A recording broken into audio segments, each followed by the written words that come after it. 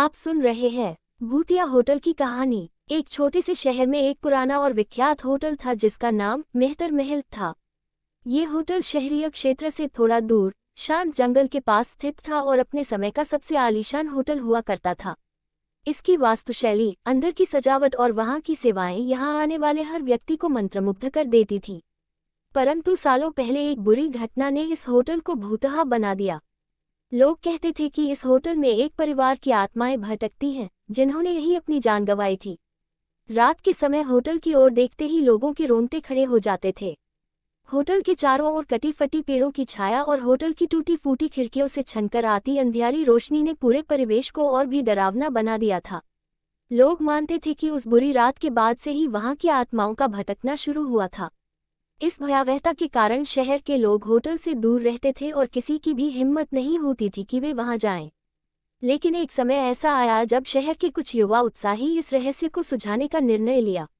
उनके मंडल का नेता था रवि, एक साहसी और होशियार युवक जिसे डर का मतलब नहीं पता था। रवि ने अपने 3 दोस्तों रोहन, सीमा और आरती के साथ इस भूतहा होटल का दौरा करने का फैसला किया। उन्होंने तय किया कि वे उन घटनाओं की सच्चाई जानने के लिए होटल में एक रात बिताएंगे।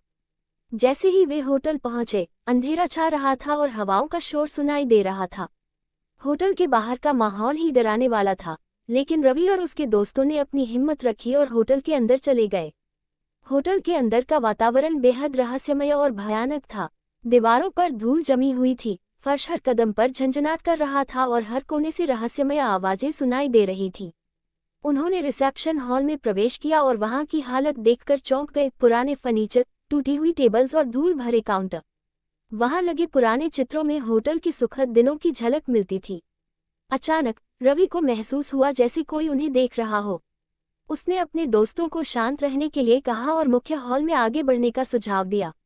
मुख्य हॉल में चलते समय उन्होंने देखा कि एक पुरानी लिफ्ट थी जो बंद हो चुकी थी और लिफ्ट के दरवाजे पर खून के धब्बे थे। दीवारों पर लगे चित्रों में होटल की स्वर्णिम दिनों की यादें ताज़ा हो रही थी, जब ये जगह जीवन और हंसी खुशी से भरपूर थी। लेकिन अब ये केवल भूतों की कहानियों और डरावनी घटनाओं का केंद्र बन चुका था। अचानक से किसी ने एक ठंडी हवा का झटका महसूस किया और उन्हें एक परछाई दिखी। ये भूत की परछाई थी। भूत की आवाज में डरावनी ध्वनियां थीं, तुम लोग यहाँ क्यों आए हो? ये स्थान शापित है। रवि ने हिम्मत से कहा, हम यहाँ सच्चाई जानने और तुम्हारी आत्माओं को शांति दिलाने आए हैं। तुम कौन हो और तुम्हारी आत्माओं को शांति क्यों नहीं मिल रही? भूत ने भारी आवाज में कहा, मैं इस होटल का मालिक था। मैंने और मेरे परिवार ने यकीन किया कि हम यहाँ हमेशा सुरक्षित रहेंगे, लेकिन एक रात कुछ डाकू आए और हम सबको मार डाला। हमारी आत्माएं तब से लेकर अब तक यही भटक रही हैं। हमें न्याय चाहिए। रवि ने वादा किया कि वह इस घटना का पर्दाफाश करेगा और उनको न्याय दिलाएगा।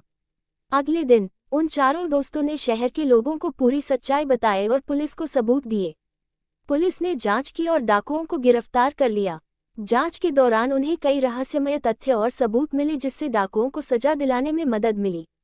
पुलिस ने पुराने कागजात, खून के धब्बों और छुपे हुए गवाहों की तलाश की। पुलिस की जांच के बाद डाकुओं को पैसों के लालच में इन मासूम लोगों की हत्या करने का दोषी पाया गया। तब जाकर उन आत्माओं को शांति मिली और वे हमेशा के लिए मुक्त हो गईं। अब मेहतर महल होटल फिर से खोल दिया गया और वहां कोई भी भूतिया घटना नहीं होती। होटल की पुरानी शान धीरे धीरे लौट आए और लोग फिर से वहां आने लगे। रवि और उसके दोस्तों की बहादुरी की हर जगह सराहना हुई और शहर के लोग अब इस होटल को देखकर डरते नहीं थे। रवि, रोहन, सीमा और आरती की यह कहानी साहस और सच्चाई के प्रति उनकी दृढ़ता के रूप में शहर में प्रसिद्ध हो गई। मेहतर महल अब न केवल एक आलीशान होटल था, बल्कि एक ऐतिहासिक स्थल भी बन गया जहां लोग इस होटल की भूतिया कहानियों को सुनते और रवि और उसके दोस्तों की बहादुरी को सराहते। उन चारों दोस्तों का ऐसा मानना था कि उन्होंने न केवल एक रहस्य सुलझाया, बल्कि एक परिवार को न्याय दिलाकर उनके आत्माओं को हमेशा के लिए मुक्त कर दिया। ऐसे और वीडियो देखने सब्सक्राइब करें। Thank for watching.